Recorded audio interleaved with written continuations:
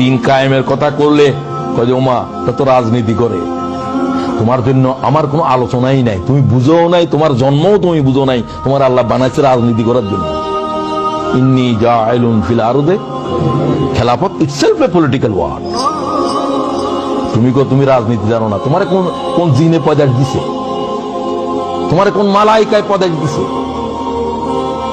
তোমার তো বানানো হয়েছে খেলাফতের জন্য। কথা কি বুঝো? তসবিহ পড়ার জন্য তোমার বানাইছে।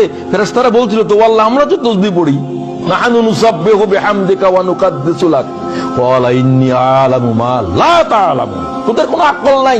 সুবহানাল্লাহ। খেলাফত কি জিনিস তোরা কি বুঝোস? তোদের কাজ হলো তসবিহ তাহলিল, এগুলোর ভিতরে থাক। আর তুমি এখন ওটাকে তসবিহ তাহলিলের ইবাদত বুঝছো। তোমার কি জন্য বানাইছে ওটা তুমি বুঝোও নাই। আমাদের এমন একজন ইমাম লাগবে যেটা রাজনীতি করে না, এর পিছনে নামাজই হবে না। নামাজ হবে না বলছি আমি। সে তো আসাধ্যতর তার জাহেল। ঈসা আলাইহিস সালাম আসে শুধু বলবেন যে যুদ্ধের জন্য তৈয়ার হও, এই প্রথম লফজ। ইমাম মেহেদী জাহের হওয়ার পরে বলবেন যে যুদ্ধের জন্য তৈয়ার হও, জিহাদের বায়াত করো। নামাজের বায়াত চলবে না, রোজার বায়াত চলবে না, কিসের বায়াত করবে? ইমাম মেহেদী আসি জিহাদের বায়াত করে। ঈসা আলাইহিস সালাম নামাজের সালাম ফিরাবেন, আসরের নামাজে দাঁড়াবেন, বলবো যে তোমরা যুদ্ধের বায়াত করো, দাজ্জাল কোথায় আছে? তোমার কোনো খবরে নেই। তুমি তখনও বলিও আমার তো কিছু তসবিহ আছে বাকি আছে, কি পড়বে তসবিহ? তোমার তো আর কোনো কাম নাই, তুমি বুঝোও না। তুমি নামাজ বুঝছো, তুমি জানো না যে যে জিনিস নামাজের কাদা করে দেয় সে জিনিস বুঝো নাই, সেটা হলো জিহাদ। খন্দকের যুদ্ধে রাসূলুল্লাহ 9 ওয়াক্ত নামাজ কাদা হয়েছে। সুবহানাল্লাহ। তুমি নামাজ বুঝছো, নামাজের মুলতবি করে দিয়েছে সেটা বুঝছো? তুমি তোমার মমুতের আগেও বুঝতে না।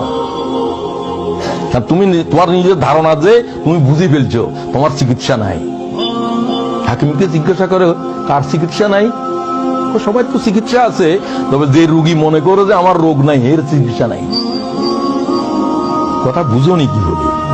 যে বলে আমি বুঝে ফেলছি, তোর চিকিৎসা নাই, তুই এই অজ্ঞতা নিয়ে কবরে যাবি। চিকিৎসা তার আছে, তুই মনে কর আমাকে আরো জানতে হবে, আমি তো কিছুই জানি না। তোমার জন্য জানার আছে। আজীব বিষয় চলছে উম্মতের উপরে। উম্মতের আলেমেরা গোমরা হয়ে গেছে, ইল্লা মাশাআল্লাহ। এবং কিয়ামতের আগে তাই হবে। হুজুর বলছে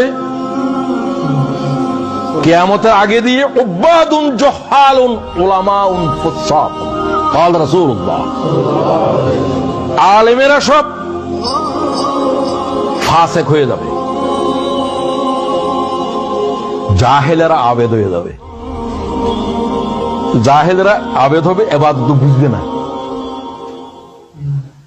কথা বুঝছেন নাকি? ইবাদত বুঝবে না, হেদের ইবাদত হবেও না, কারণ তাদের ইলম নাই। কোরআন শরীফ পড়ে ভুল পড়ে, ওটা করে ভুল পড়ে, ভুল করে সবকিছু। যারা জানবে তারা ইবাদত ছেড়ে দিবে, আর যারা ইবাদতে মশগুল হবে এরা ইবাদত কিভাবে করতে হবে কি কিছুই জানে না। জহাল বলছে,